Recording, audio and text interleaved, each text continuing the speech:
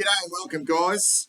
Hopefully, this isn't the second last preview of season 2023. It is the last, obviously, in the home and away season. It's been a long season. There's been some extraordinary lows, but at the same time, there's just been some unbelievable highs, which is now accumulated into the first finals appearance for us since 2013. And it feels fucking good because, I mean, last year we were still a live chance late. We really were. I mean, we had to win that game against Collingwood, so we were right in it. But now we're there. We're there with still one game remaining. And the fact that it's the last game of the season, there'll be a big build-up. It feels like there's going to be a huge build-up to this game. And even if everything sort of falls into place that the Giants will play finals, and that's probably around the fact that if the Dogs lose, but they are capable of going down to Geelong, given what's happened with Geelong and the players that they will not take into that game, and knowing how feisty Luke Beveridge is, it wouldn't surprise if the Dogs get up down there at the Cattery, and they haven't done that for such a long time, and that will mean the Giants will be breathing fire, and I think that's a good thing. I think that's a really good thing for this contest. I really do. I actually want that to happen. I want them to have to win this game, and I want us obviously to win the game as well. And I want us to treat it like a game we are desperate to win. And there's so many. I don't know. There's just so many machinations before this game will take place. You've got, potentially a few things changing within that bottom five, but yeah, we will know. We will know come 6:10 what has happened in the Sydney-Melbourne game, and whether the Sydney win and they've boosted their percentage, and could they overtake us, and in fifth position, and what happens with St Kilda, etc., etc. But what we do know is we are playing the Giants at Marvel Stadium at 6:10 on Sunday night, and it's going to be a big occasion once again for our football team. 9 in a row. Let's not forget about that. And this needs to continue to roll. It really does. It needs to continue to roll, and we need to continue.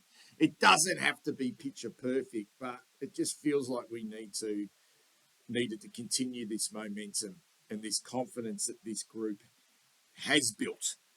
And I can understand all the thoughts around potentially resting guys and giving them a chance to get their bodies right before that elimination final. But I just don't think within what's happening, and I'm calling it at the moment the bubble of the club, inside the club, the players, the coaches, versus the outside noise. Us as fans, us as content creators,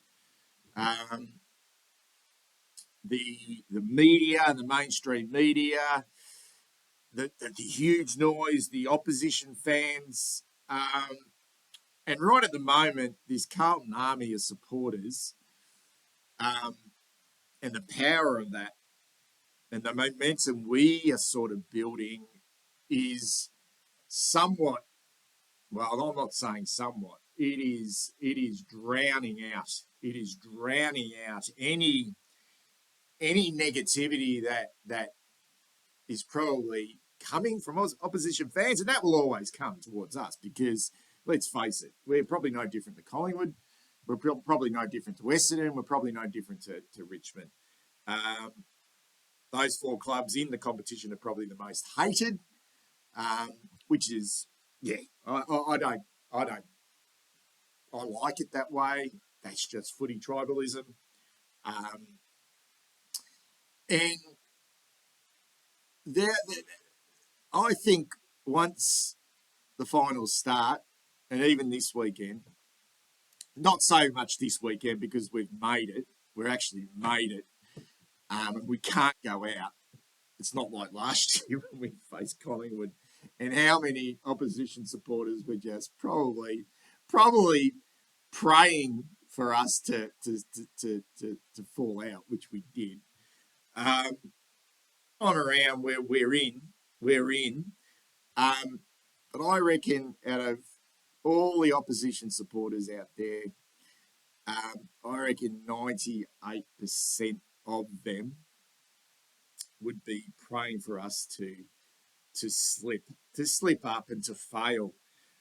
Whether that's this week or in an elimination final, they'll be rooting for the opposition, particularly if we face the Giants in that first elimination final, or even the Bulldogs. If you remember in 2016, everyone, not me, but most people jumped on the Bulldogs bandwagon.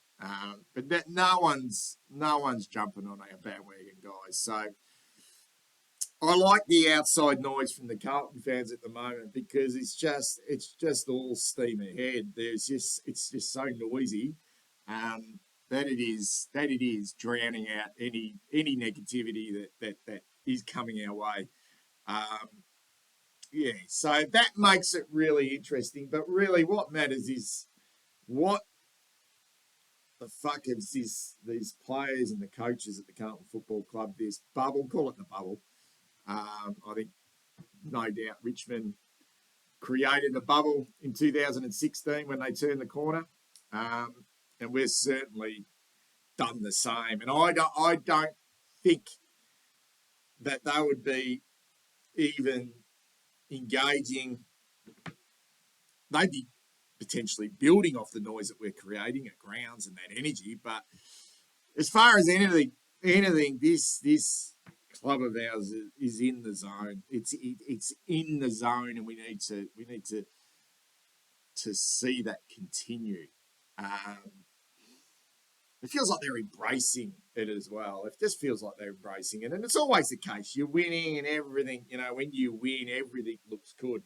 Everything that you're doing inside the bubble is obviously working, and it's right now, it's beautiful to see, and I want it to continue against the Giants on Sunday at 6:10 at Marvel Stadium. They are a very, very competent football team, the Giants, and watched them closely throughout the whole year. It's hard not to be impressed by Adam Kingsley and what he's been able to do with this group this year. They look like we talk about us being connected and united.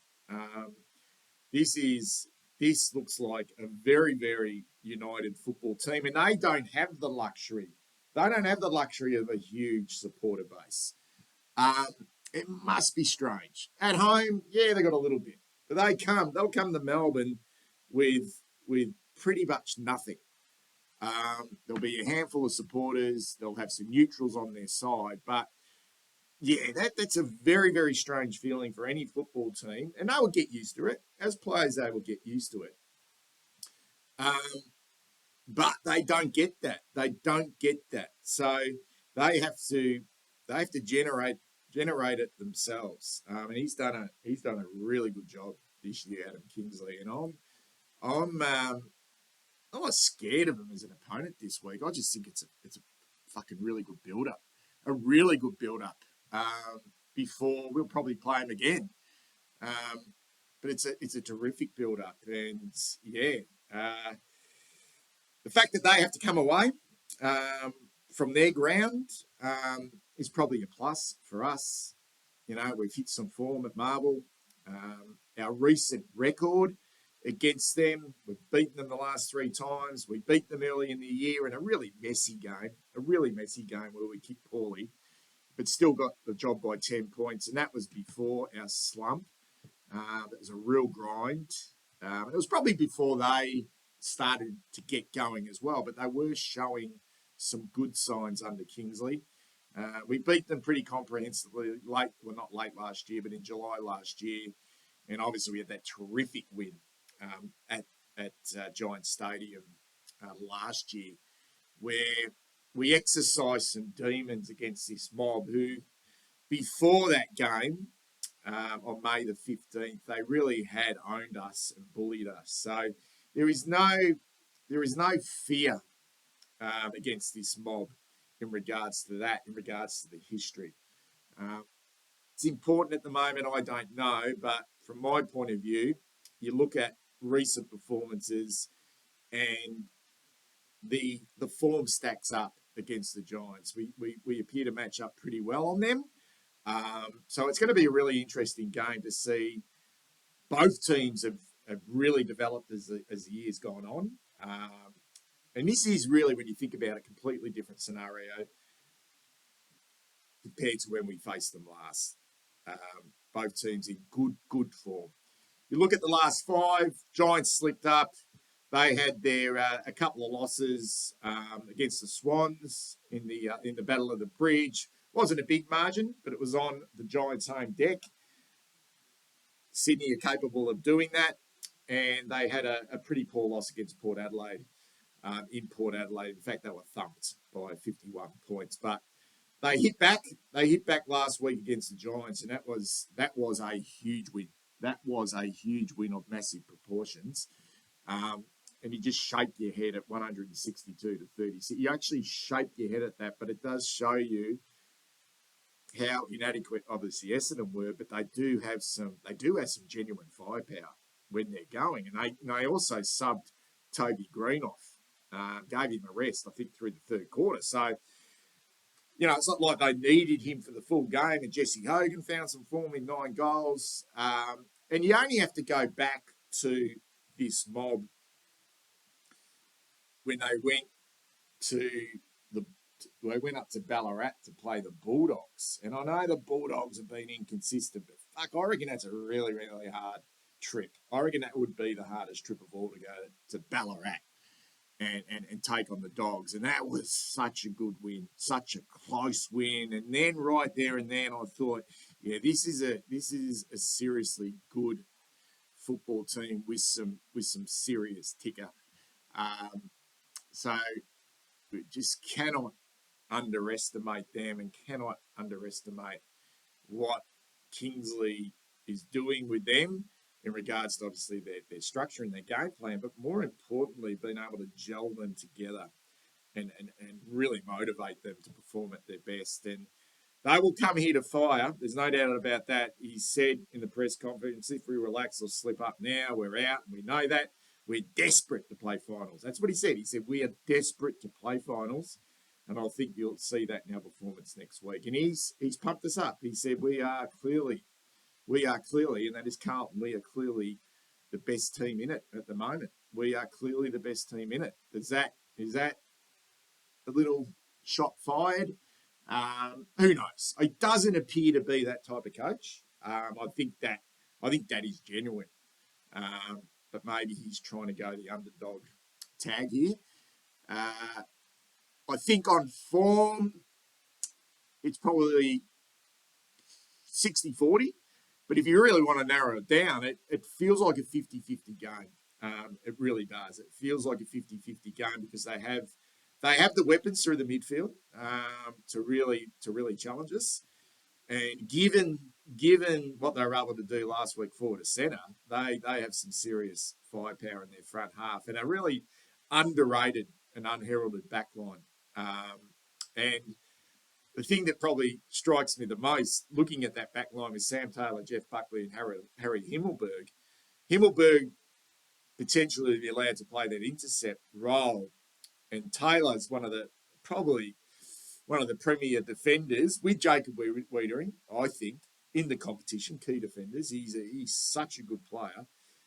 And they've got Jeff Buckley who can play tall.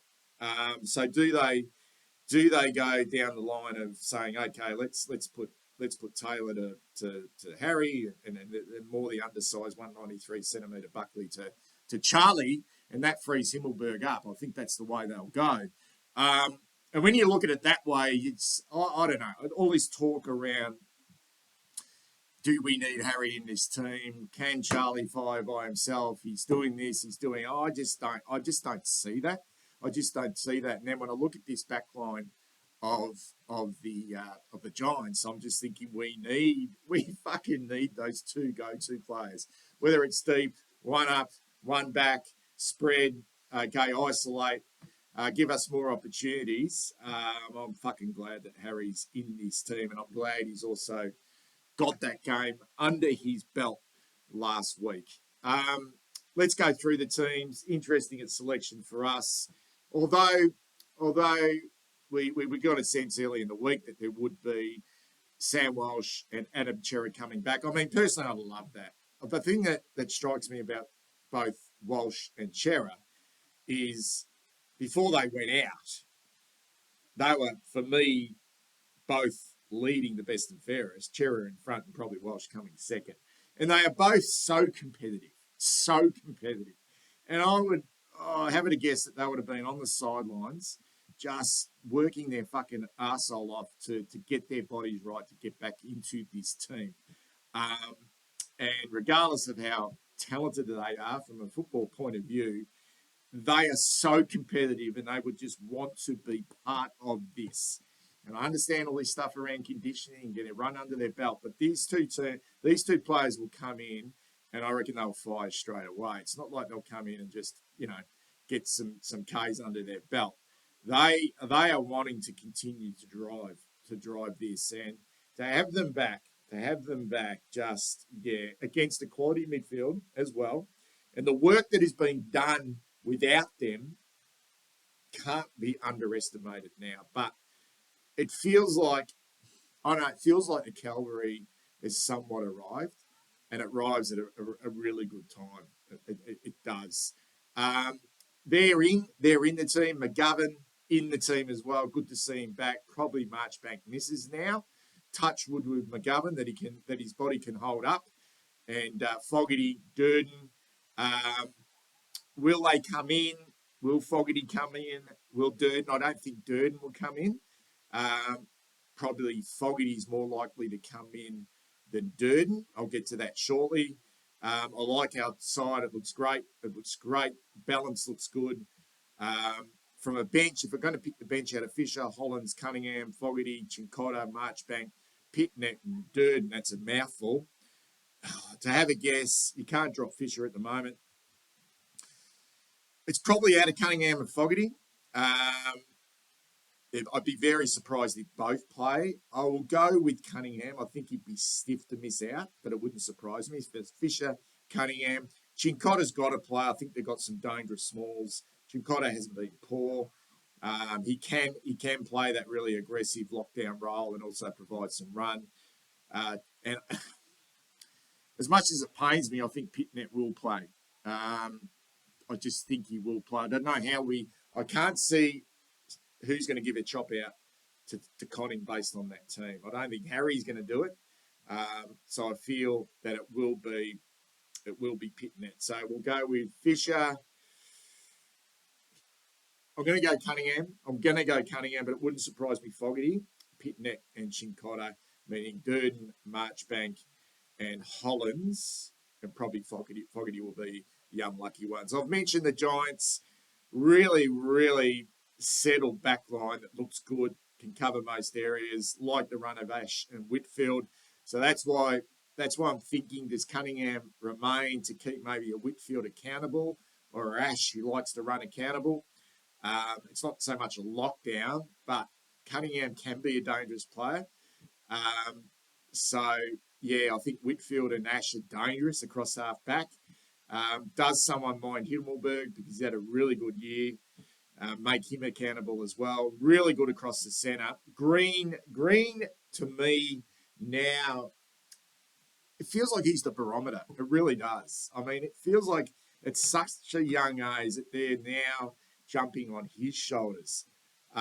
So that will be fascinating to see if we do, given we got Walsh and Cherub back. Does that allow Hewitt to play more of a negating run with role? He's been in terrific form himself, winning the ball. but we know he can not necessarily lock down, but that really go to a dangerous midfielder, whether that's Green, whether that's Canelio, whether that's Kelly if he goes into the middle, he's named on the wing. That will be interesting to see as well because they're good on the outside and good on the inside. Canelio's tough, Ward's tough, Green's tough, Kelly a little bit more outside.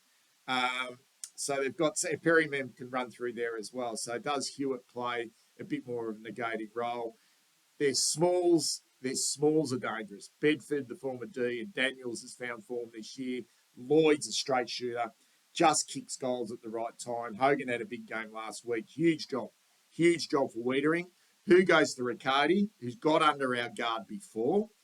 Can he do it again? That will be interesting. Is it Kemp? I feel it will be Kemp, not McGovern, because McGovern, well, both can play smaller. So that will be an interesting one to me. Who goes to Riccardi? Maybe Kemp. And Newman seems the perfect matchup for Green. He really does. But it takes away a little bit of Newman's offensive type play. But he's a safe bet there. Rux, Briggs is a man mountain. Will they go with Flynn? I don't notice they've put Matt Flynn on the bench here with Lockie Keefe, who's been the second string ruckman, who's a little bit more mobile. I feel like they'll probably stick with Keefe. It's funny that they've named Matt Flynn, though, as on the extended bench. And it's just a host of youngsters rolling through there. You've got Callum Brown, the Irishman, who looks quite good. McMallan came on as a sub last week. Looks okay. The veteran Haynes is back in. Personally, I don't think they need Haynes. I don't feel they need him. And they've got some youngsters there. Faye, Angwin. Yeah, will they play him? I'm not quite sure. I'm not quite sure which way they will go from a bench point of view. I think it will be Keith. Perryman will play. There's two. I think the Irishman will play. I think he's been in reasonable form.